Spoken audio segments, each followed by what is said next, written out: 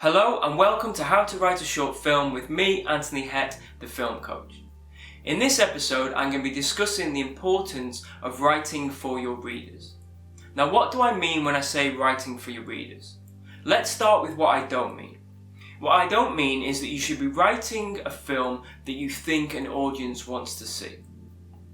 Now, obviously, you want your film to connect with an audience. You want people to watch it, to enjoy it, and to share it with other people. But it can be very difficult to try and second guess what an audience wants to see. Trends come and trends go, and it can be really easy to miss a trend which leaves your script feeling out of date. So what I would recommend instead is that you write the film that you feel most enthusiastic and passionate about. As I discussed in a previous video called Developing My Ideas, I think it's really important to choose the film that you're most passionate about writing and making. And the main reason for this is because both the script writing process and the filmmaking process can be really long processes. From the initial idea through writing the idea, making the film, taking it to the festivals, that can easily be 1 year, 2 years, or even longer. And so you want to be working on an idea that you can feel really passionate about from the beginning to the end of the process.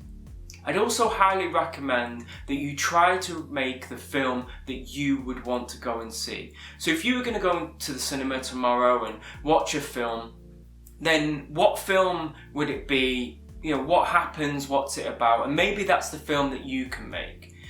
Because in all likelihood is if you make the film that you want to see, there's going to be other people that will want to see that film as well.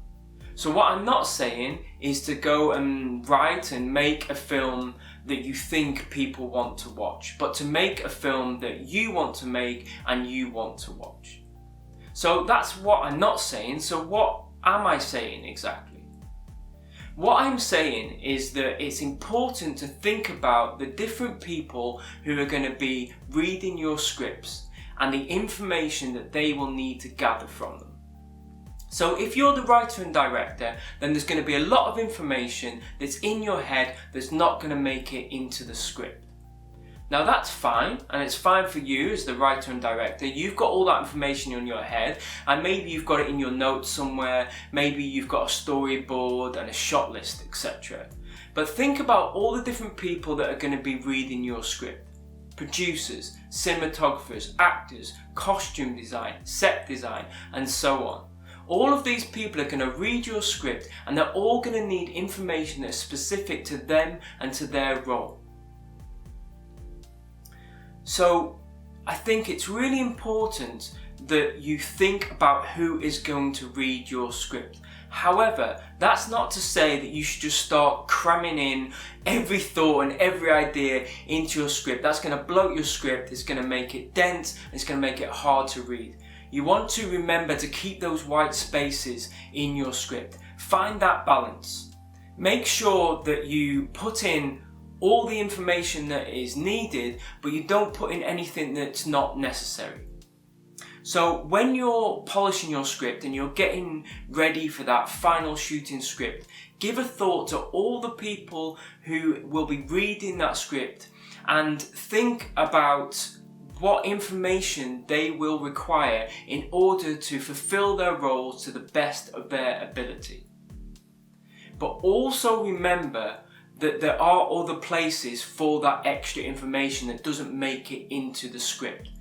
So you might have a synopsis and a treatment, a character breakdown, a shot list, a storyboard, a pitch deck, all things that are going to help to make the process run a lot more smoothly. So I'd recommend that you have all of these different elements, some that I've talked about in previous videos and some that I will talk about in future videos as well.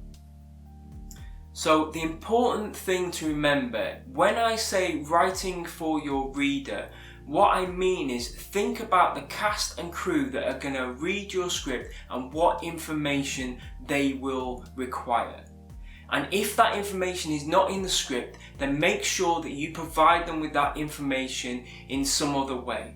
For example, actors and costume designers might find a character breakdown really helpful so that they can understand how that character acts and how they dress. However, other members of your crew might not find a character breakdown as helpful. So those are my thoughts on writing for your readers. I hope that you found this video helpful. If you did, give it a like, maybe leave a comment below and share it with somebody else who might also find it helpful. If you haven't subscribed to the channel yet, then subscribe and turn on the notifications so that you're notified about my upcoming videos. My next video will be on the topic of how long should a short film be.